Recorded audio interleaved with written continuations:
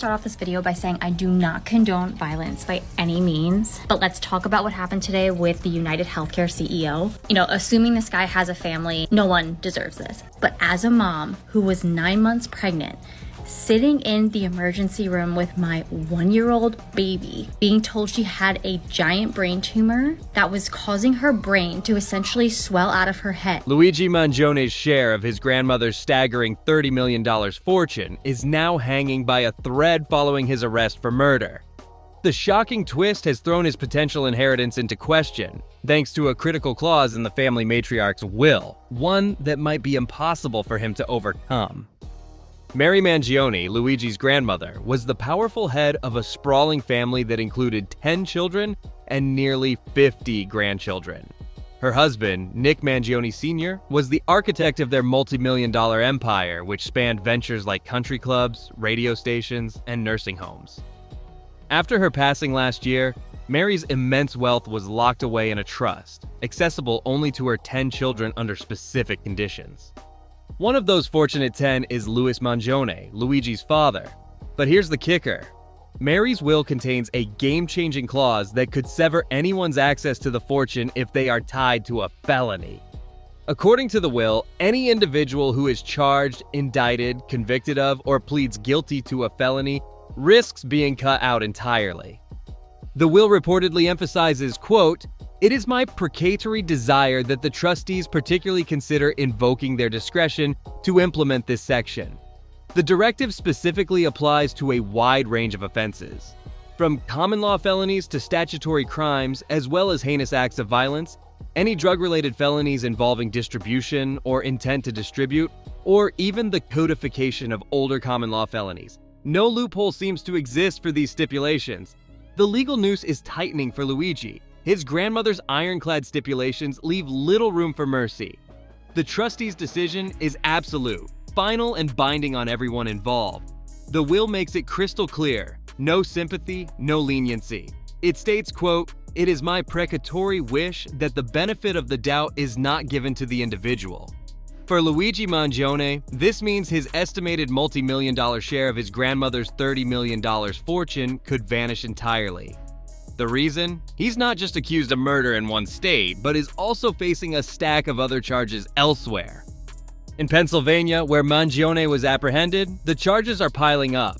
They include forgery, carrying a firearm without a license, tampering with records or identification, and presenting false identification to law enforcement.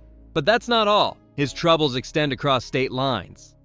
In New York, Mangione is facing even graver allegations tied to the murder of United CEO Brian Thompson.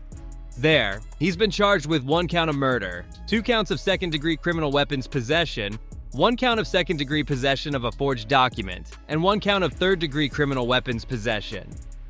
Even with the deck seemingly stacked against him, Mangione isn't backing down. He's brought in heavy legal firepower, hiring high-profile lawyer Karen Friedman Agnifilo to defend him in New York. If her last name rings a bell, it's because she's married to Mark Agnifilo, the famed defense attorney for Sean Diddy Combs.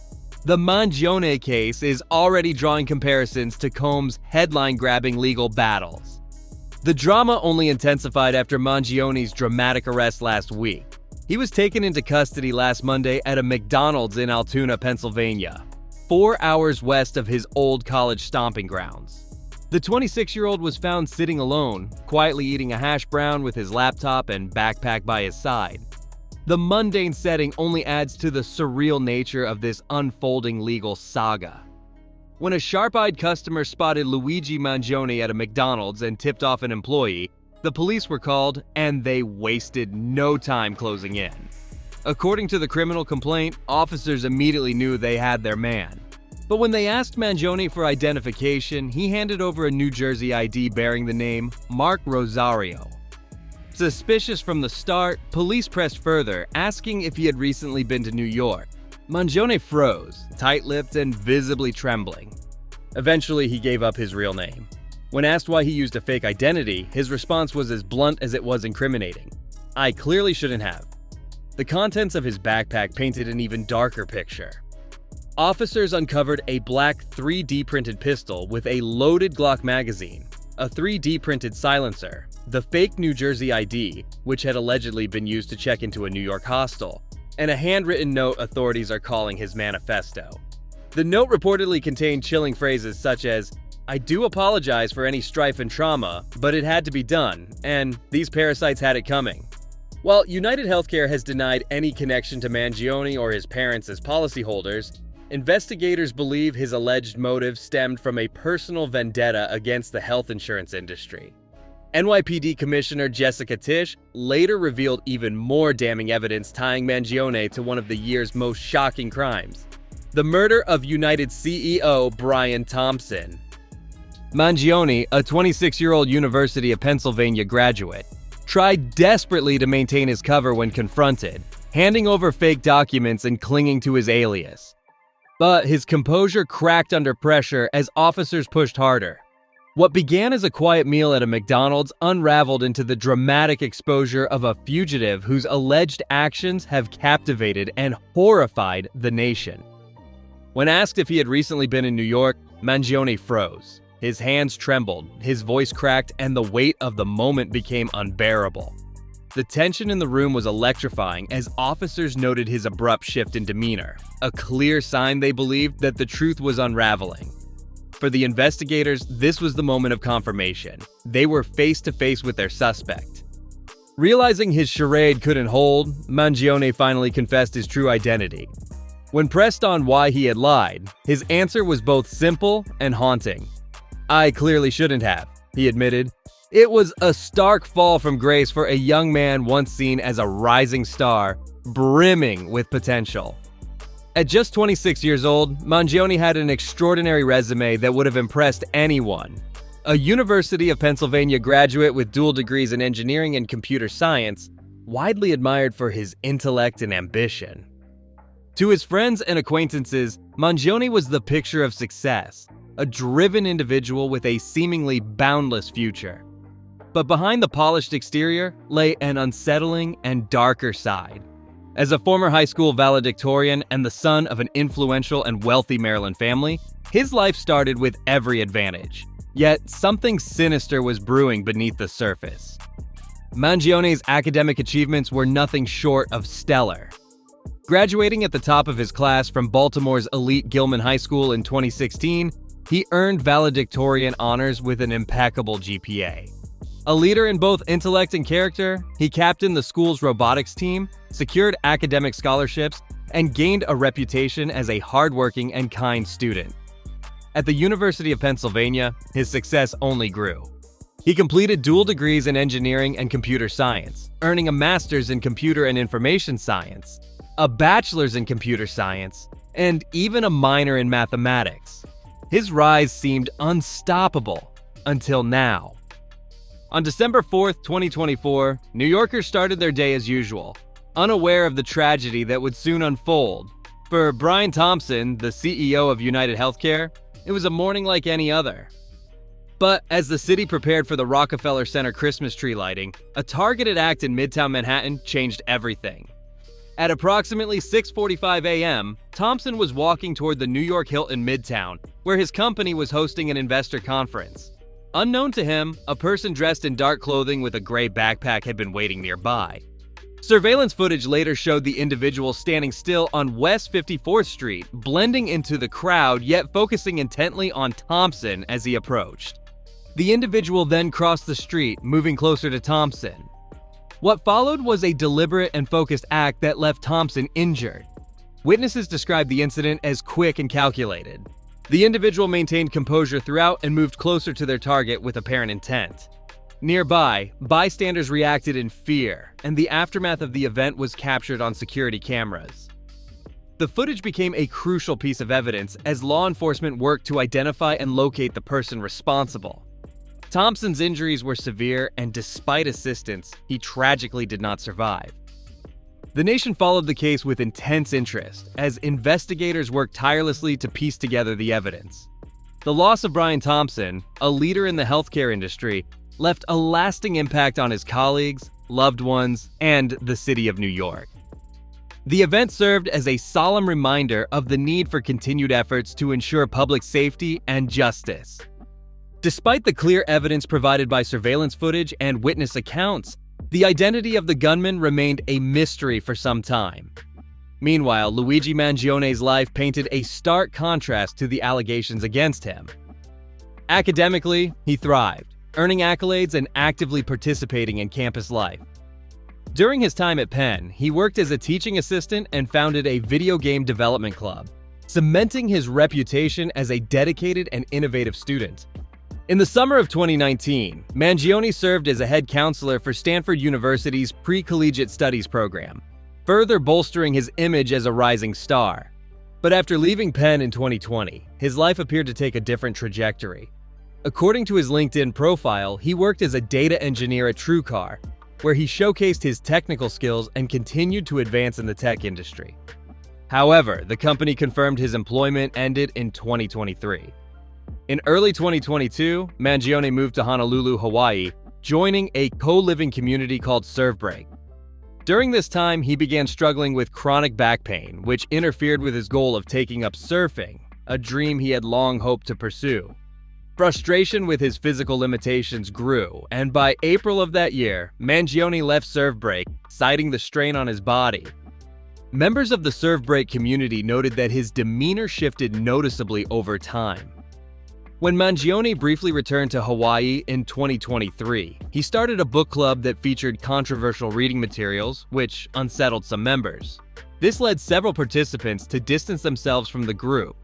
Around the same period, his online activity began to reflect a growing sense of disillusionment, hinting at deeper frustrations beneath the surface. Luigi Mangione's Goodreads profile offered a glimpse into his shifting mindset. Among the books he had read were Industrial Society and Its Future by Ted Kaczynski, also known as the Unabomber, as well as works critiquing the healthcare industry. On X, formerly known as Twitter, he shared posts that hinted at a growing discontent with society, including quotes like, "It's no measure of health to be well adjusted to a profoundly sick society." These were ominous signs of a life headed down a troubling path. For those close to Mangione, warning signs had been building long before his arrest. Family and friends became increasingly concerned as he grew more isolated in the months leading up to the incident. His once active social media presence faded, and posts from worried friends painted a picture of someone retreating from the world. "Nobody has heard from you in months," read one post from October. Another post from July expressed even deeper concern.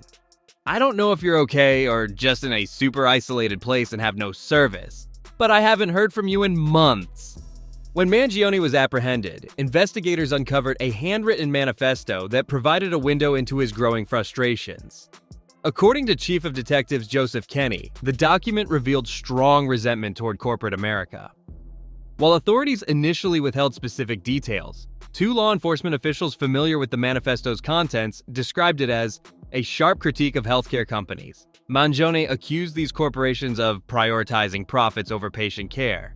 For Mangione, the manifesto was more than a list of grievances. It was the product of years of frustration and disillusionment. It reflected a deeply personal struggle and dissatisfaction that investigators believe may have contributed to the events that followed. Now, stepping back from the documentary-style commentary for a moment, let me share my perspective on this story. It has undoubtedly been one of the most talked about topics on social media over the past week. As of today, Luigi Mangione has been apprehended by law enforcement, and the reactions to this case have been anything but straightforward, though perhaps not entirely surprising given the circumstances. Let's address the heart of the issue. First and foremost, a life was tragically lost. Whenever death is involved, it's essential to approach the topic with respect and sensitivity. To be clear, I do not condone violence of any kind, nor do I find any reason to celebrate the loss of a human life. That's a line I firmly stand by. With that said, it's impossible to ignore the larger conversation this case brings to the surface, one about healthcare companies and their profound impact on everyday lives. The damage these companies have caused is not just a footnote in this story, it's a central theme that demands our attention. Do I empathize with the families left grieving in the wake of this tragedy? Absolutely. Losing a loved one is a pain no family should have to endure. However, when we're talking about a figure as significant as the CEO of a major healthcare company, a company that some argue has contributed to countless hardships and broken lives, it's difficult to avoid stark honesty. I'll say this. While I respect life and grieve for the pain of the families involved, I can't summon tears for an industry leader whose decisions have allegedly impacted so many lives in deeply harmful ways.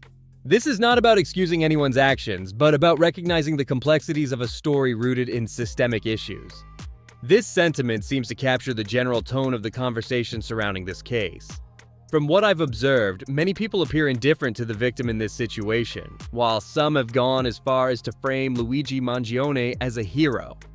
Social media, with its ever-present meme culture, has amplified this narrative, turning a serious and tragic story into viral content that's equal parts humor and dark commentary. Screenshots and memes about Luigi Mangion have flooded platforms like Twitter and Instagram. One viral post declared, "No, don't get caught by the police, you're so sexy," while another, featuring a picture of Tony Soprano, read, "In this house, Luigi Mangion is a hero. End of story." These posts reflect not just the internet's penchant for dark humor, but also a strange admiration for Mangion's actions from certain corners of the online world. While it's easy to chuckle at the absurdity of these memes, they underline a more profound issue: the widespread anger and frustration directed towards healthcare companies, particularly United Healthcare. These sentiments aren't emerging in a vacuum. They're fueled by countless personal stories of suffering and neglect. Many people have taken this opportunity to share their own experiences, revealing a long history of mistrust and pain caused by these organizations. One such story recently gained attention on TikTok, where a mother detailed a heartbreaking ordeal involving United Healthcare and her baby. The video struck a chord with viewers, further highlighting the emotional toll these companies' decisions can have on everyday lives. This tragedy has become a flashpoint for a larger conversation. It's not just about this one case, but about the growing resentment toward a healthcare system that many feel prioritizes profits over people. For those speaking out, it's a call for accountability long overdue. You're absolutely right. Hearing personal stories brings a weight and clarity to the discussion that statistics and policies simply can't convey. The mother's account of her baby's life-threatening condition and the lack of meaningful care from the healthcare system powerfully highlights the frustration and pain people feel when they're let down by institutions designed to protect and support them. When we step back to consider the systemic issues within the healthcare industry, it's clear that this isn't about one isolated story. It's a broader pattern of corporate practices that impacts countless lives. Much like other tragedies we've seen involving prominent figures or acts of violence, this case serves as a stark reminder of how every decision, especially those made by powerful entities, creates ripples that reach far beyond their immediate context. Understanding these actions requires us to connect with the human stories behind them. The anger and frustration people direct toward industries like healthcare often stem from a sense of being ignored, dismissed, or outright harmed by profit-driven systems. These aren't abstract grievances. They're deeply personal, born from experiences of neglect or betrayal that can have life-altering consequences. It's hard to make sense of violence, which often feels chaotic and incomprehensible. But when you dig deeper into a case like Luigi Mangion's, you uncover layers of complexity. While his actions cannot be excused, they are entwined with the broader frustration and disillusionment many feel toward corporate behaviors, particularly when profits come at the expense of human well-being. This doesn't justify what occurred, but it highlights the structural tensions that fuel these kinds of events and the urgent need for accountability and reform. It's crucial to acknowledge that while a crime like this can never be justified, understanding the systemic issues that push individuals to take such extreme actions is essential for fostering a more nuanced conversation. When people feel trapped by a system that seems indifferent to their struggles, whether in healthcare, employment, or other critical areas, they may reach a tipping point where they believe they have no other options. This perspective doesn't excuse the crime, but it does shed light on the broader implications of corporate behavior and its impact on everyday lives. It serves as a stark reminder that the human cost of corporate decisions often goes unnoticed until it escalates into a crisis. One area of growing concern is the use of artificial intelligence in healthcare, particularly in processing insurance claims. a practice that has been linked to troubling denials of coverage for those who need it most. Take, for instance, New Hampshire Predict, an AI algorithm developed by Navi Health and later acquired by United Healthcare. It's a prime example of how big corporations are leveraging AI to streamline operations. While these systems are efficient in theory, the reality is far more complicated. Algorithms like NH Predict are designed to assess claims and determine the necessity of care based on data inputs. However, the problem arises when these algorithms prioritize cost-saving measures over the unique needs of individual patients. This approach has led to numerous cases where people have been denied critical medical coverage due to the decisions of an algorithm, even when their needs were urgent and life-threatening. It's a chilling example of how technology, when implemented without proper safeguards, can amplify the already significant challenges posed by profit-driven healthcare systems. Conversations like these are vital in highlighting the need for accountability and reform to prevent further harm. These practices foster a cold, transactional approach where profits consistently take precedence over the health and well-being of patients. This disconnect is one of the most significant criticisms of such systems. AI algorithms, often developed without the nuance and empathy of human judgment, frequently fail to account for the complexities of individual cases. The outcome? A growing distrust in the role of AI within the healthcare industry, particularly when it comes to making life-altering decisions about coverage. This is a stark example of how technology, when implemented without strong ethical oversight, can intensify systemic problems within healthcare and leave individuals even more vulnerable. AI tools like NH Predict and AI Smart, designed to analyze health records and estimate the duration of care, have drawn serious ethical concerns. These systems promise to streamline decision-making, but their shortcomings highlight the risks of prioritizing efficiency over humanity. While the aim is often to make processes more cost-effective, the harsh reality is that these systems frequently place cost-cutting measures above patient welfare. The decisions made by these algorithms, driven by financial motives rather than compassion, can lead to denials of essential care. What's most troubling is that these denials are based on data-driven formulas rather than personalized assessments from trained professionals who understand the human side of medicine. This approach underscores the need for greater accountability and transparency in how AI is applied in healthcare. Without careful implementation and ethical considerations, such systems risk reinforcing the very inequities they claim to solve, leaving countless individuals struggling for the care they deserve.